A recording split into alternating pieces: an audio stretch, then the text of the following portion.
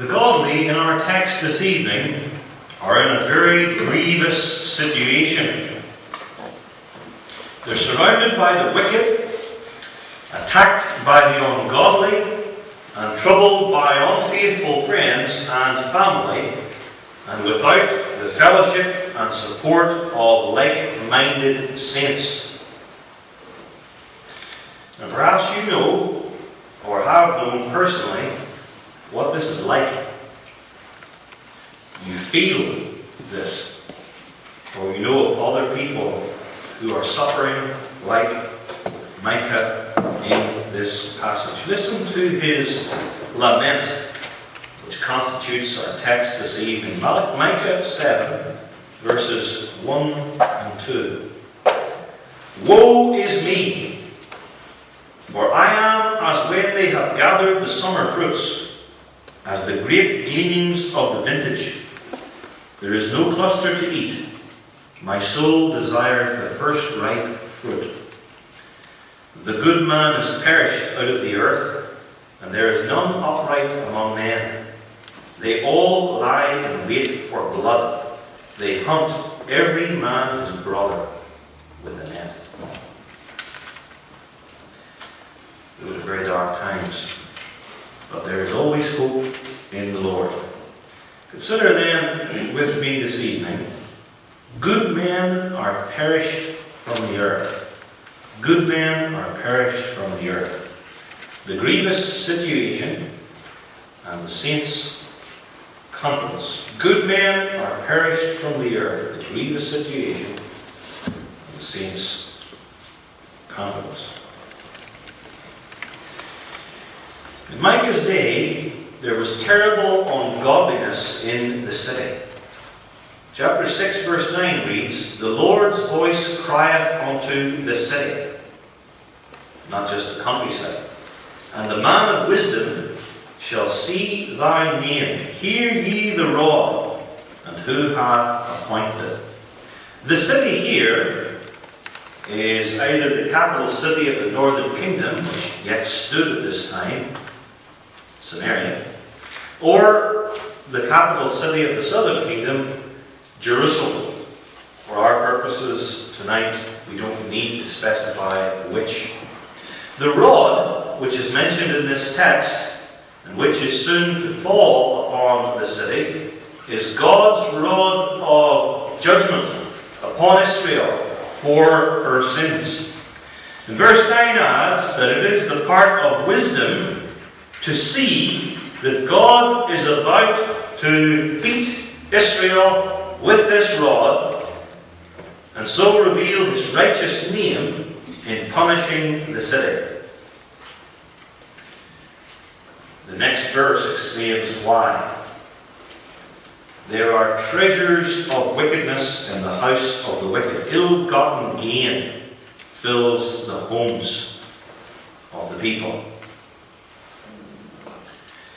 Ill-gotten gain, which was acquired through false scales or balances, false weights, and false measures. The scant measure that is abominable, the wicked balances, and the bag of deceitful weights.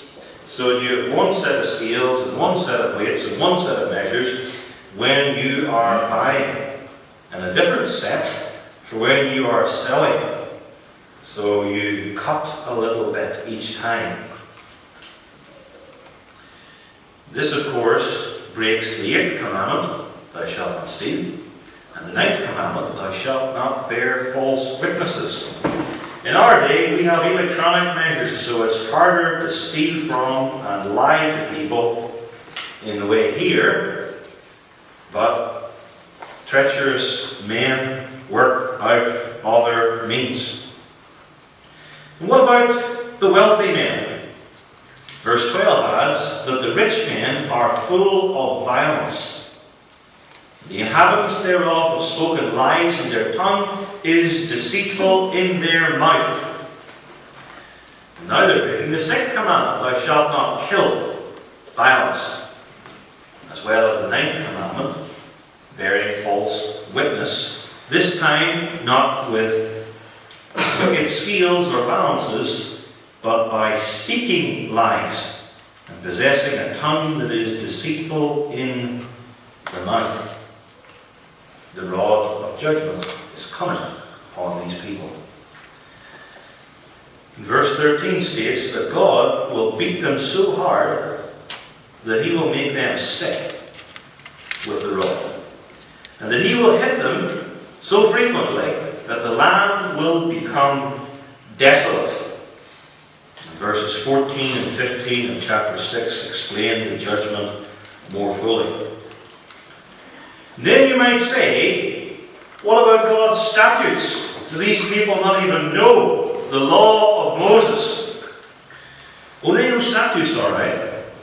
Verse 16 says, the statutes of Omri are kept, and all the works of the house of Ahab, and they walk in their counsels.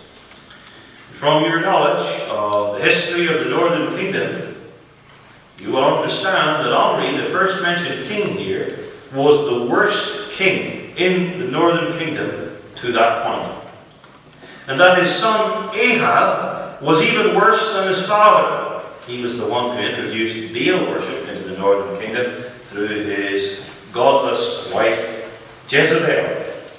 In the days of Omri, heightened in wickedness in the days of Ahab with their statutes and works, marked the deepest day of apostasy in the northern kingdom, when it was sheer darkness, and when God needed to raise up not just a prophet, but a particularly fiery and dauntless prophet, Elijah, the prophet of fire. Now, what I just described here from the last half of Micah 6 would be a very grievous situation for any saint. If you imagine, or maybe some of you don't have to imagine, dealing with a wicked businessman or businessman, or shopkeepers or tradesmen, and they are using, to take the language of this passage, violence and lies and all the tricks of their trade in order to steal from you, you'd be upset. But note this, Micah 6 is not dealing with the Philistines or the Babylonians, that is the world. It is speaking of Israel, the church. And then the question is, how would you like to be a member of a church like this? Using the scant measure that's abominable, wicked balances, bag of deceitful weights, full of violence, lies, and with a tongue that is sheer deceit in their mouth. A church in which, to use the language of verse 16, the statutes of Omri and Ahab and Jezebel are kept. The first line of our text is, woe is me. That was Micah's response. That is, alas, what a grief to live in the midst of that.